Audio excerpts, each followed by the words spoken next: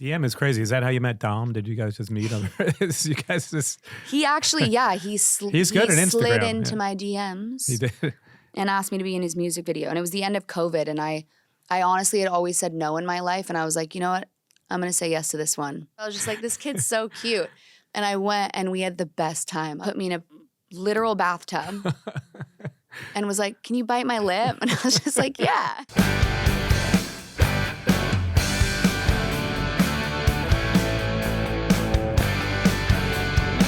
Welcome into the show, Jesse Joe Stark. How are you? Good, how are you? I'm good. We're not at Coachella. No, we're not. I got a little FOMO this weekend. Did you get any FOMO from Coachella? I got FOMO, but then I remembered like I'm on my bus with my band, so I should be playing Coachella. I feel like you want to live on the road. You love the road. I love the road. I'm having the best time. It's funny. I don't know if you saw, Jess, but our old set, I say set, it's not really a set, but our old set was this. Kind of funny enough. So I think we're going to give it to you if you want it. Can that go on the tour bus? Yes, that can go. He'll love that. He's visiting in 2 days, so it's perfect from timing. Me to you and him. So that's thank you so much. That's our present. But I love. So yeah, he'll be like, wow, you. Have I actually helped art direct this photo shoot. Did you really? Yeah, it's amazing. Tom took the photo of it. I saw you last time you were in New York at Webster Hall. It was an amazing show. Thank you. My buddy Nir Khan, who I believe you know, we went together. Cool. Such a great show. You excited about this? The tour is over in like I think 3 weeks, right?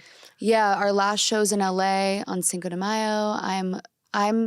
It's bittersweet. I'm having so much fun. I don't want it to end, and we're just getting the hang of it. We've had 4 in a row, so 4 shows in a row, and I'm just like thrilled. Do you normally take a day off, or you just kind of go through it? This is our longest run at most it's 4. We'll take like 1 day off. I don't like leaving the bus. I don't like days off, but I guess it's good for the throat. Is your voice okay to go every day, or do you feel like you don't need to take breaks at this point? I honestly think I do. I think my thighs hurt more than my vocals.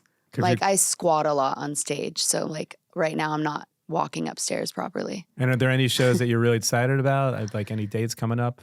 Because I know you did Reading and Leeds last year. Which is probably tonight, incredible. My family's here. New York's New York. Like I like to win over the audience. They're a little bit like harder. Boston, like, everybody gives you a harder time. So I like that. I like to work for it. I would say Texas, LA, Florida. I love Florida. Yeah. So it'll be hot. They're probably rowdy over there, right? Very rowdy. Everyone's going to be drunk. It'll be great. I heard this great story. You were opening up for Guns N' Roses and you had never wore like in-ears before. Yeah. And you decided to wear them. That's happened to me. And because I was playing with Courtney once and we got on stage and nobody told me that the in-ears weren't working. And then, we started playing like, I don't know, Celebrity Skin or something. And I couldn't hear anything. And I'm like, oh, this is going to be a disaster. Yeah. So I got through it, but it was the worst gig I've ever played. But that happened to you. And what did you do? You like walked off stage or something? Well, not only did that happen, but like I was wearing huge platforms that didn't fit me. It was my first show in a minute and we were in Prague. So obviously like in America, when you're an opener, sometimes people don't really come. So I'm like, no one's going to be there, whatever, it'll be fine. And I walk out and I was in shock with how many people were there.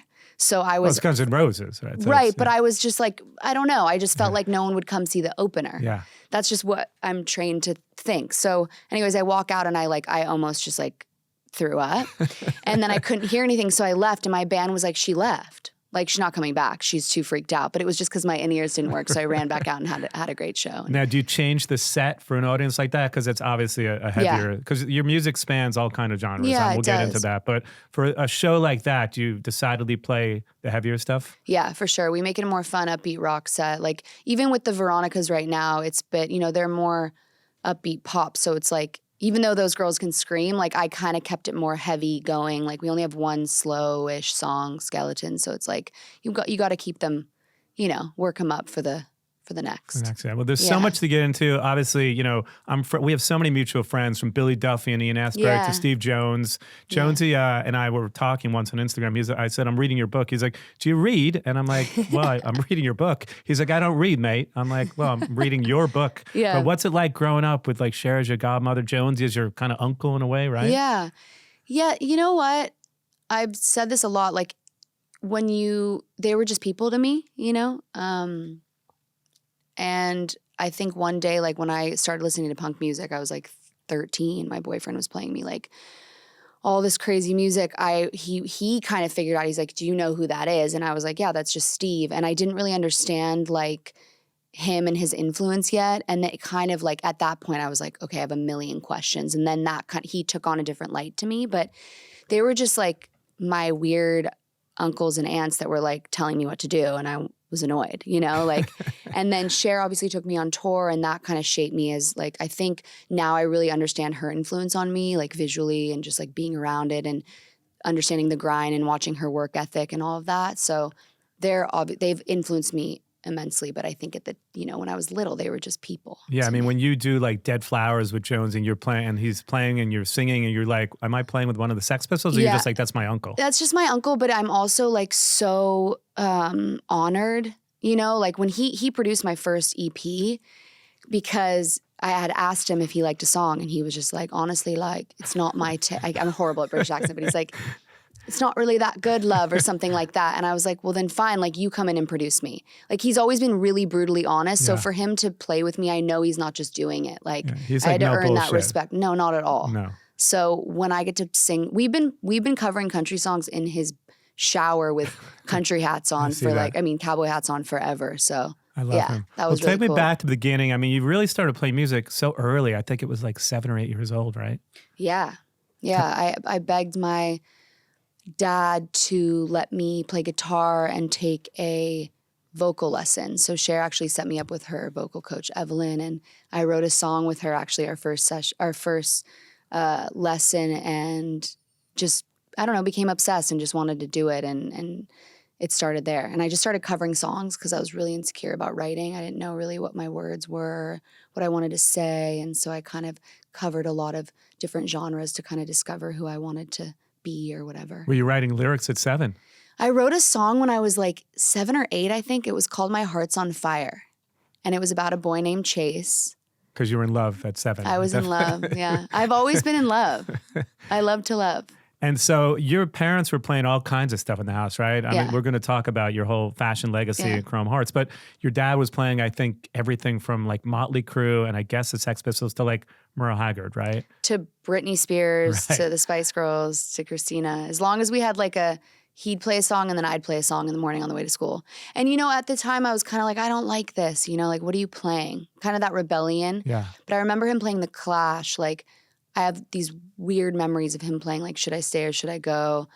I'm like, was leaving his big truck and I was mad at him and he was playing that song. He was like screaming it out the car. And like, we always had this really deep connection with music, and he really influenced my taste. And then at a certain point, I guess all those people started showing up like at your house, right? Yeah. So like every band, every singer. So weird. What was that like? Because then, you know, the Motley Crue and this one and that one. Yeah, I you mean, guys started designing clothes for all of them early on. They were designing clothes for him. My dad's love of music, he was always like, I just want to be able to go see everybody in concert. That's why he started making jackets. And I don't know, Nikki, we would just be at his house. I was friends with his kids. Like, I went to school with his son and we just go barbecue, and it was just so normal. But when I think about it now, I'm like, you guys are cool. Like, I don't know. You guys are really cool. So at the time, did you think they were cool, or were they just these annoying? So annoying. Right. I was like, why are you making me hang out with them? This is, you know, and then now I'm just like, I have so many questions. Duff was in my first band I ever had. He was like, I'll play with you, because I got this Vans collaboration and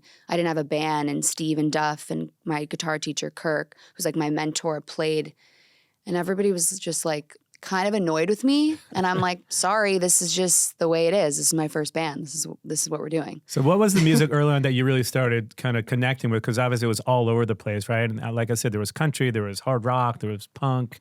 But I know there's certain artists that really mean a lot to you, like the Cramps and Mazzy Star. But what was it? I mean, your first memories at like 7 when you became a songwriter, and I'd love to hear the lyrics of that song at 7. You know, what was it like, and what were you connecting with at that point? I loved Britney Spears. So it's like when I covered different songs, I mean, I covered Train, Anna Nalick, Linda Ronstadt. I did a Hedwig and the Angry Inch soundtrack. I did like Origin of Love and Wig in a Box. I just went totally different.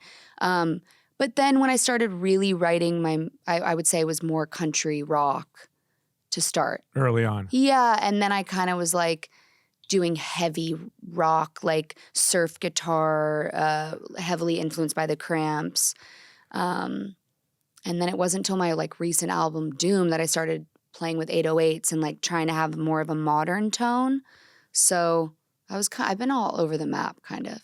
Even a band like the Cramps is highly underrated, right? So I'm how did you get obsessed into with the them? Yeah, and Cramps. how did you get into? Because it's almost like goth, like Oh my surf God, rock how in did a I way. get? I found them. Like, I don't remember how, but my boyfriend introduced me to like punk, like Lower Class Brats, Social D, like all those, and Guar, and like metal, and all these different things. And then I somehow found the Cramps. I think I found one of their like CDs at like a random vinyl store, and I just was like, who the hell are they? Like, I felt so understood. I was just like, this is exactly what I like.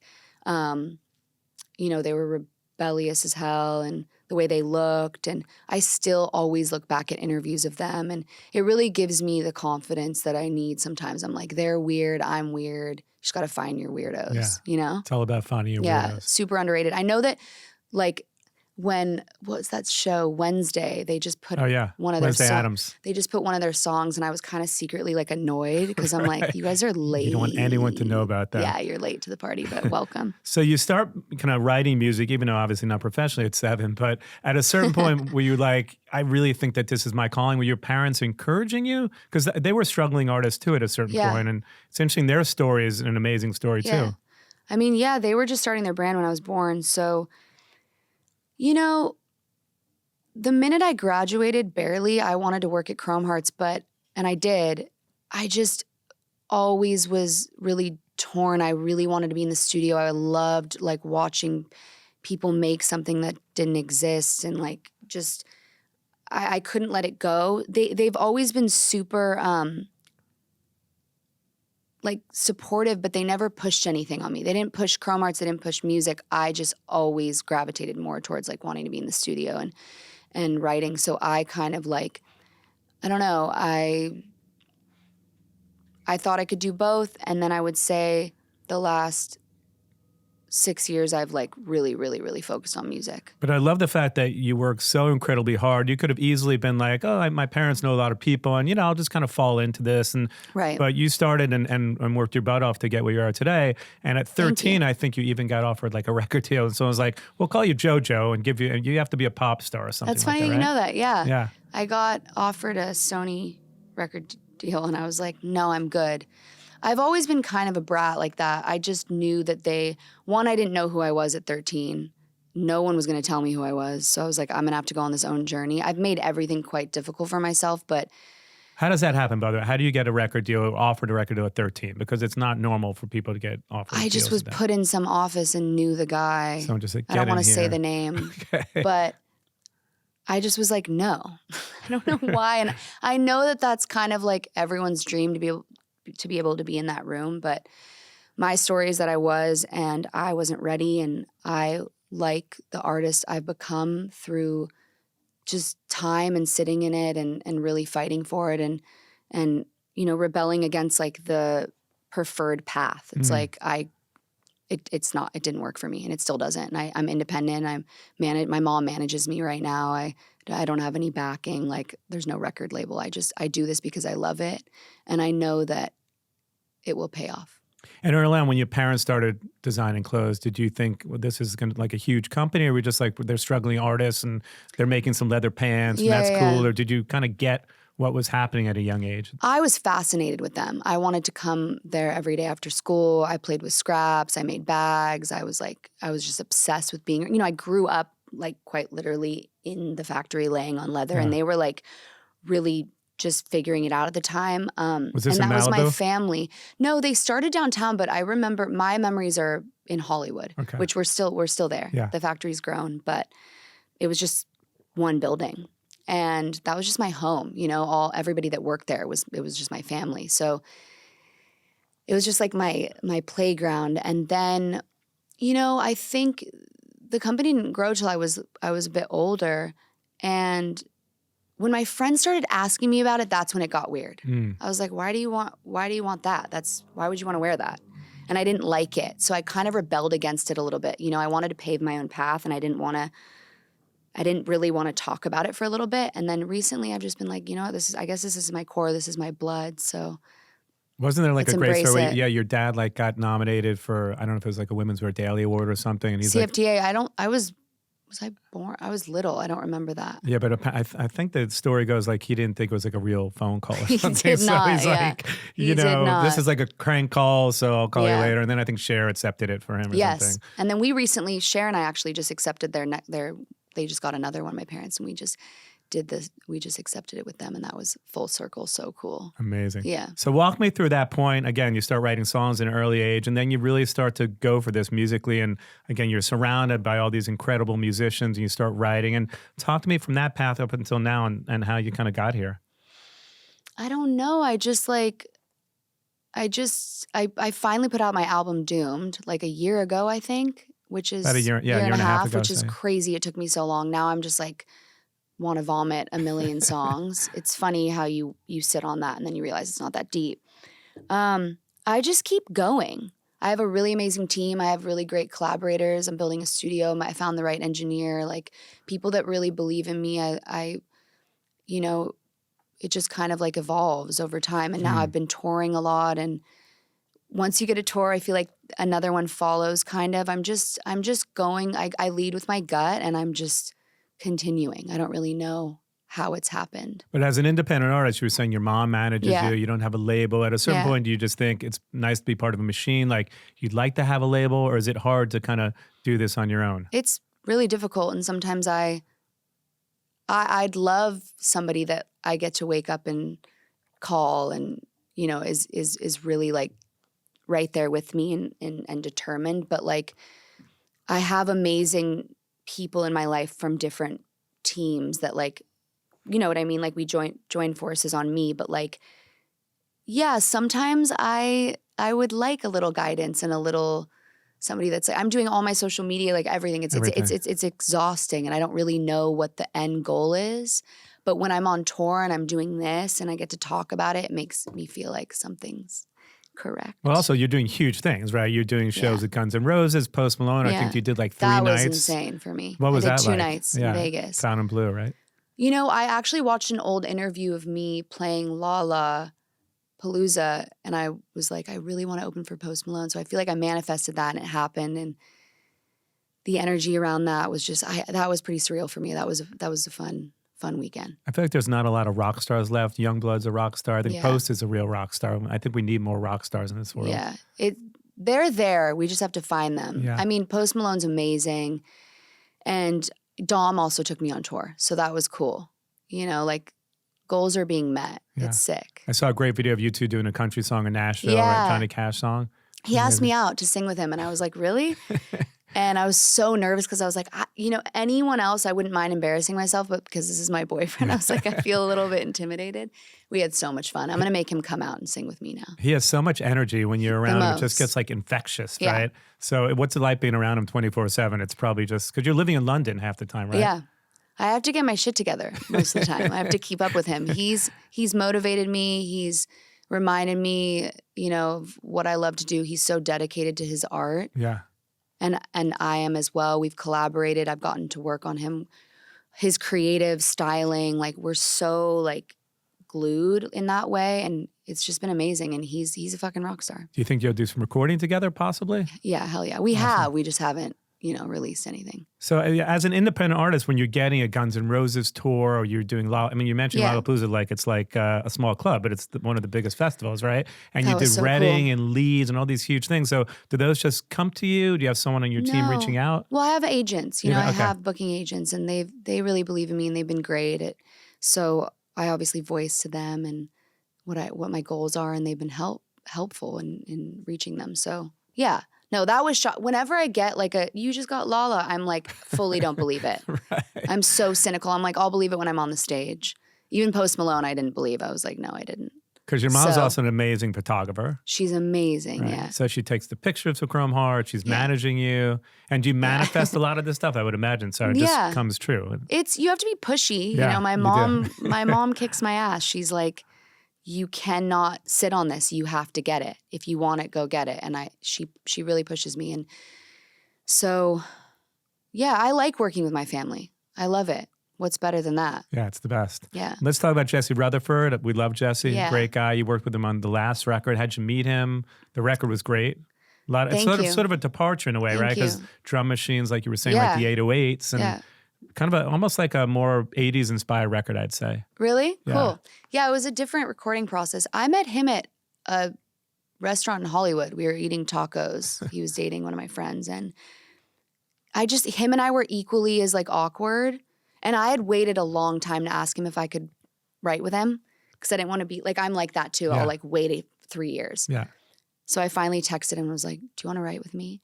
And he came over, we listened to the Cramps. We sat on my leopard like lawn chair and we didn't even write. We just spoke. And then we didn't record for another year. And then we did Doomed and it was the most fun. He's brilliant. Yeah, he's a great. Lyrically brilliant. And also I usually write by myself, and to collaborate with him and to hear his point of view on me, he's always like, you're super unrelatable. And I like love that he says that to me. I'm like, cool. What is your creative process when you write with someone like Jesse? Do you come up with the lyrics first? Does he come up with the music? In general, I'm sure it changes on every record, but for someone like him, because I know you write with other people too. Yeah.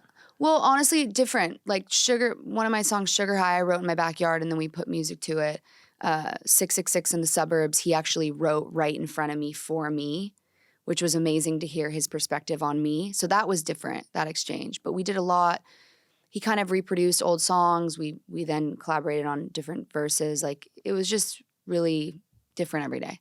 Do you have some role models now when you look at the state of music now? And obviously there's a lot of incredible artists out there. Are there some that you're just like right now? Yeah, right now. Well, I mean, obviously we know that you love the older stuff too. No, of course. But there's a lot. Yeah. I love finding artists on all these different apps. Big Thief, like Wolf Alice.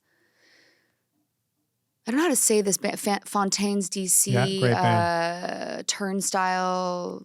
I mean, and you're a fan of like Lana, and obviously I love Lana. Yeah, I think she's amazing. She's amazing. She's so good that I remember when she came out with her like Tiger video. I was like, do I want to hate you or not? Which I love. I love when people want to hate you because you're so good. And now I'm just like, that woman is.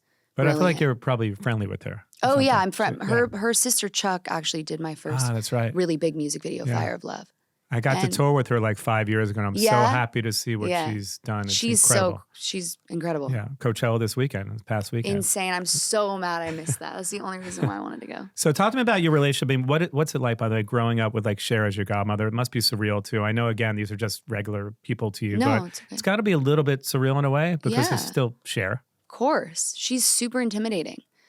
Is she not, I'm assuming she's just like an aunt to you or something, right? She's like she's many things. She's a friend, a mom, an aunt. She calls me Miss Pooh. I'm little Miss Pooh.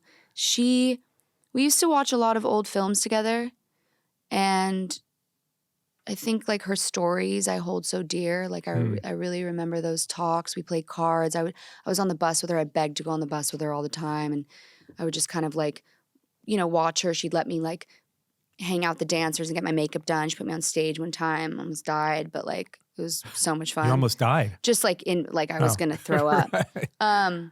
Yeah, she's just been super, super supportive and amazing to have as like, I remember being on the set of like Believe, like, and we have these little talks where she just reminds me of my strength as a woman and to keep going, and that the timeline doesn't really exist and you just gotta like live your life. And she's just been like really, really special to me. Are there a lot of other artists that just really inspire you because I feel like you're friends with everyone, and everyone in LA is like, there's this incredible friend group, right? Are there other artists like that you just are super inspired by? Obviously, you mentioned Duff, and we spoke a little bit about Jonesy. So, because your friend group is incredible. I mean, just hang around, and I'm sure it's incredible just hanging around the office there at Chrome Arts. Yeah, it's fun. It's probably people walking in and out all day long. Well, it's fun too because there's like a new generation of people too. My brother and sister are 21 almost, and they've got their crew, and I've got mine, and they're all different. Like, I'm still heavily into rock and roll. They love rap. Like, it's really, it's a mutt mix over there. One thing I love about Instagram, if you like someone, you can reach out. Like, I love Canon so much, and I reached out to the lead singer, Michelle, and like now we're friends. And awesome. She was in my campaign that I did for Chrome Hearts, which like I just wanted to amplify other artists with my boots, and like she's just been a supporter. Like, I don't know. Yeah, talk to me about Deadly Doll and your boots and everything, because you're designing and you're doing incredible work in the fashion industry too. You. So talk to me about how that all came about. Deadly Doll was created because I needed merch for my tour. And actually a show, and my dad was like, you need to sell something. So I made something and I called it Deadly Doll because I wrote a song called Deadly Doll, and it just kind of turned into this like little world of artists, like I can't paint at all, and I'm so fascinated with those that can. I've always collected my friends' artwork. Even in high school, I'd give like my friend that was like drawing next to me $1 just to buy something. So I have like books of it, and I turn it into like merch. It's kind of this other world of like these very strong female figures. I get to express like all these different facets of your life. In a way, yeah. And there's all these like strong lead female characters. Like I've got my barbed wire girl, I've got my modern love girl, and typically when I write a song, then I turn it into artwork. So I collaborate with my friend Sveta, who I also met on Instagram. She lives in Russia. She's just like amazing, and I'll send her like the most horrible sketch, and she turns it into this whole other crazy thing that happens, and now people love it. DM is crazy. Is that how you met Dom? Did you guys just meet? You guys just... He actually, yeah, he's good at Instagram. Slid into my DMs. He did.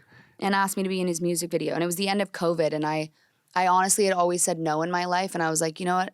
I'm going to say yes to this one. And he called me and he pitched it well. What does he say when he called? He's just like, we should hang out, or? He said something cute. And I was like, I honestly didn't know who he was. And I was like, FaceTime me, FaceTime. He's like, there's going to be pit bulls and chains. And I was like, I just got surgery because I have like endometriosis. I don't know if I should say that, whatever. And he's like, scars are fucking cool. They're punk rock. Like, bring them on down or whatever. And so I was just like, this kid's so cute. And I went and we had the best time. I was like, I just can't sit in any water because I have like an open wound and I don't feel like kissing right now. Put me in a literal bathtub. And was like, can you bite my lip? And I was just like, yeah. But when you see him, you do want to hang around him 24/7. It's just infectious. He's great. I was talking a little bit about being an independent artist. I don't know if you heard what Trent Reznor was mentioning lately, like how it's so hard to be an independent artist with the streaming services now, and that it's literally like they're killing all the new artists. So when you think about your life and the streaming services and what's going on as an artist, is it hard to think about like the next step and just, trying to, because it's hard to get ahead when you have streaming services where whatever, you have 17 million streams and you get paid $7,000 or whatever it is, right? Yeah. So do you have any thoughts on like the streaming services and being an independent artist at this point? I mean, I don't get it. It's so complicated. I don't understand how, even like just what's played on the radio, what's pushed on all these different like platforms. I feel like we don't get a chance. A lot of the more smaller artists, independent artists, Dom's taught me a lot about it.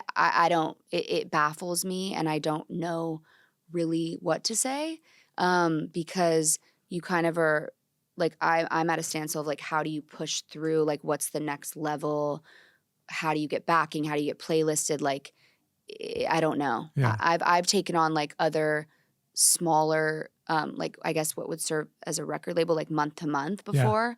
And just the amount of money that costs, and then you don't really know who, unless you have a direct relationship with the person that's pushing you, they don't really do anything for you, and then you kind of lose in that. So I don't know. But I feel organically things are just getting bigger and bigger for you. Yeah. They're just happening. You probably, again, you manifest it and put it out there in the universe and it happens. Yeah, but I also think it's important to like I think socials and those things do matter.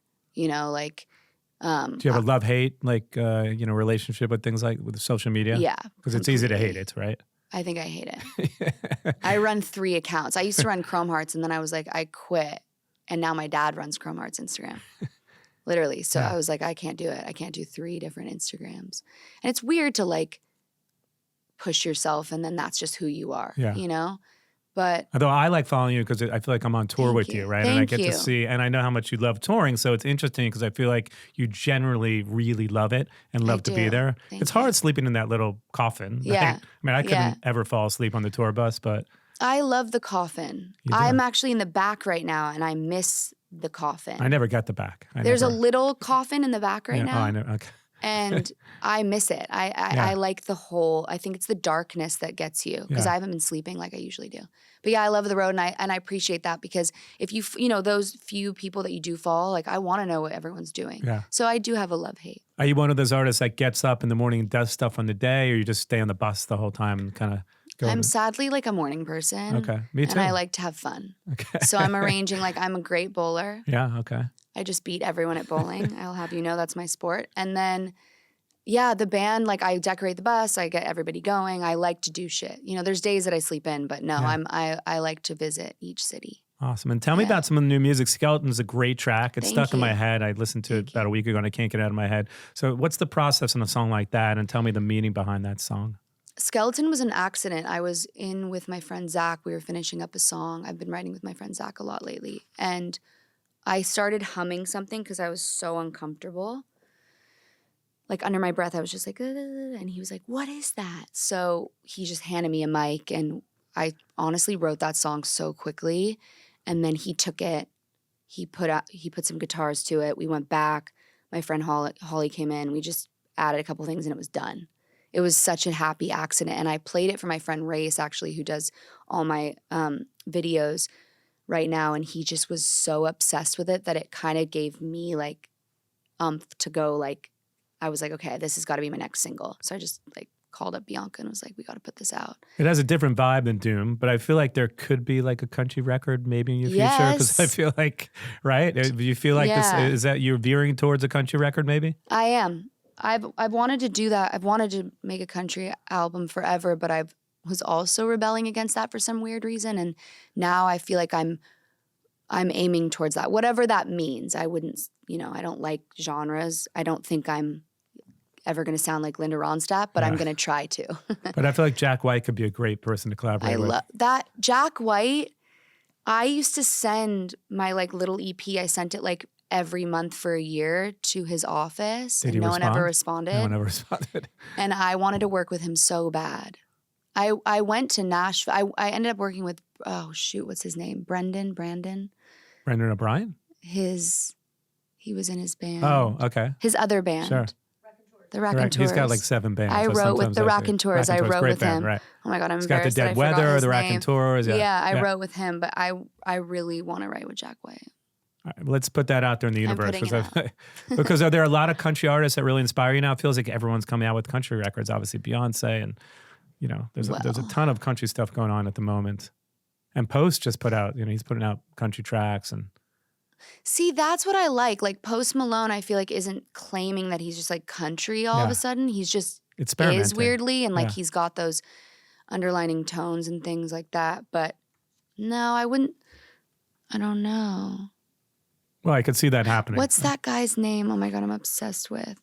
Just forgot his name. Jelly Roll. Jelly Roll. And I just figured it out. It was sort of like charades, but I figured it out. Jelly Roll. You were doing this. I love him. My mom and I are obsessed with him. There are a lot of other coming up in the future. Are you designing more stuff? I know you have the boots and you have your clothing line, but I feel like there's so much going on in your world. Yeah. There are other things going on that we should know about besides the tour, Deadly Dolls, Sugar Boot. There's a million things. Yes. The country record, which could come out. Yeah. I'm hoping that well, we're writing that right now on the bus, so that will come out. I've got loads of songs there, but yeah, I'm always designing. I creative direct and design for Chrome Hearts, and we're working on our Paris store right now. So I'm just kind of like, when I'm on the road, I'm focused, but when I get back, I'm straight to the factory. I'm building a studio, and kind of just trying to like always mesh the two worlds together in Hollywood. So now I think Chrome Hearts you're going to carry Deadly Doll in the corner, right? Isn't there like a collaboration you're doing? We do like 2 caps collections a year. I like to keep them kind of separate because I feel like Deadly Doll I get to have my like hot topic moment with, right. And then Chrome Hearts has got a lot of rules, so they're different. But my sister and I and my brother, like we do little capsule collections with Chrome. It's fun. My parents have always embraced the youth, and I really appreciate that about them. So do you like designing for other artists? Because I know you did like an Orville Peck moment, right? I love it. Yeah. So how does that process work? They call you, or they call just? They usually call, and I've been handling a lot of the custom orders and lately. So they usually reach out, and if we have time, we like to have relationships. We don't just do anything to do it. It has to mean something to us. We have to believe in them, and it's been really great. I would say, like, recently I reached out to Doja Cat's stylist because I was like, I need to make her something, and I want to tour with her. That would be the only time I, like, really reached out. And did they get back to you? Oh, yeah, we've been chatting. Okay. I hit him up, like, 2 days ago. Amazing. So they've been cool. I was just like, she's a dinosaur on stage. I need to do something with her. Any other artists that you want to design for? Because I feel like your empire is growing, so we need to know everything. We're going to put it out there in the universe. I mean, I want to make something for the Veronicas. They're so damn cute. I'm making something for Michelle with Cannons right now.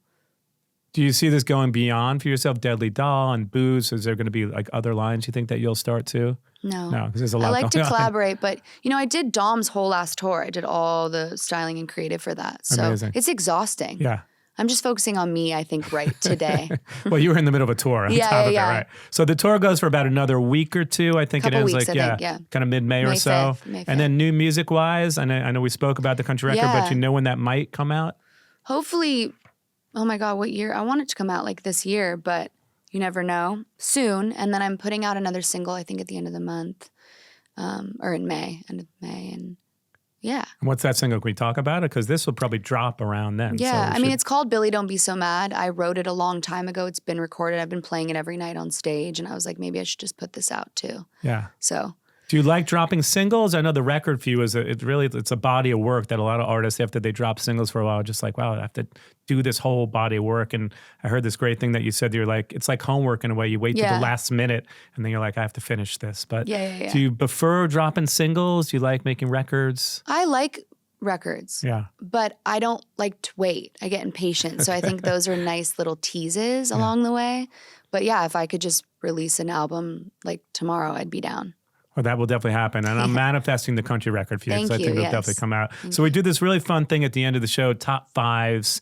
And we were just chatting about it. And I wanted to ask you your top 5 horror flicks of all time, Jesse Joe Stark. Okay. We usually start with number 5, but I know. Let me think. So Frankenstein? Number 5. Oh, that's number 5? Well, we start with number 5, but again, we could do it any way you want if that's your number 1. Okay, Psycho. At number 5. Yeah. Scary movie to this day. That's scary, right? Yeah, I'm scared of it when I watch it. The Shining. Number 4. Texas Chainsaw Massacre. And number 2 and number 1.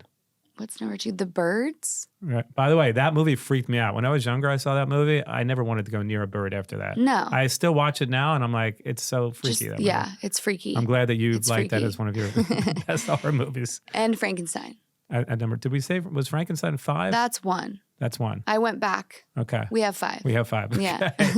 And another question for you. Top 5 artists that should be bigger than they are. Starting with number 5. Okay, Rocky Erickson. Is that number 5? Yeah. Okay. Wait, shoot. Am I allowed to swear? You can do whatever. Okay, because I this keep is a saying shoot and podcast, it's so really embarrassing. Yeah. You can say shit. I don't know. Me. Just kidding.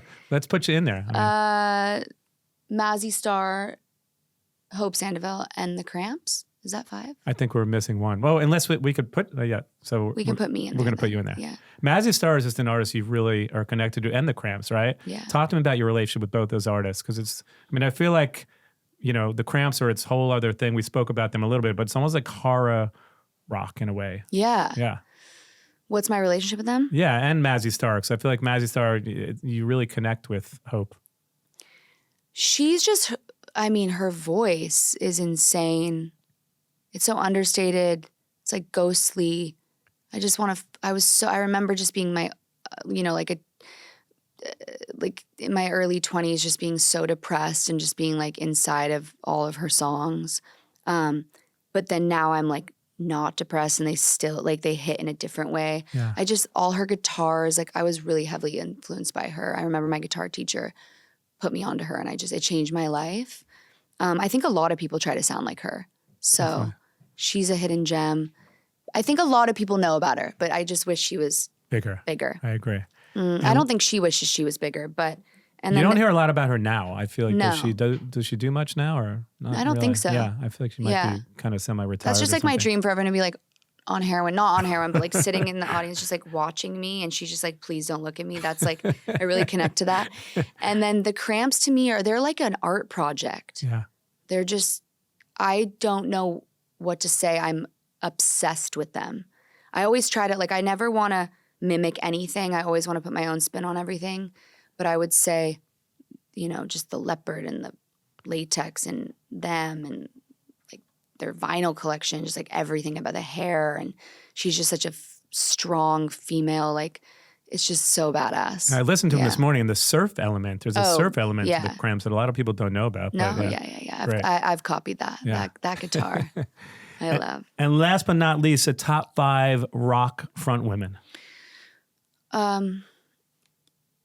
Debbie Harry. At number 5. I don't know if she's number 5. I'm just gonna say them out. Okay. But Courtney Love. We love that.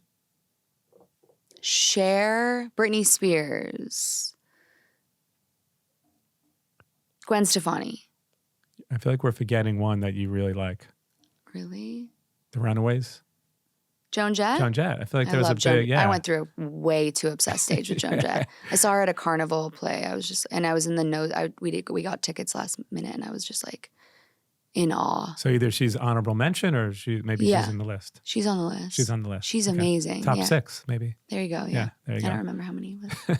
Jess, this was fun. We got to do it again when the record comes out, because it's going to come out. The country record that's coming out. Do we have a name for the record? We don't know yet. It's all secretive. We'll put it out there in the world. I don't know. Horrific hillbilly. Girl Haggard. I don't know. I love it. And tonight, you're at Irving Plaza. Yes. Awesome. And actually, check out Jesse on tour. After this tour, I'm sure there's going to be another tour coming up. Is there already something in the works coming up soon? I'm sure.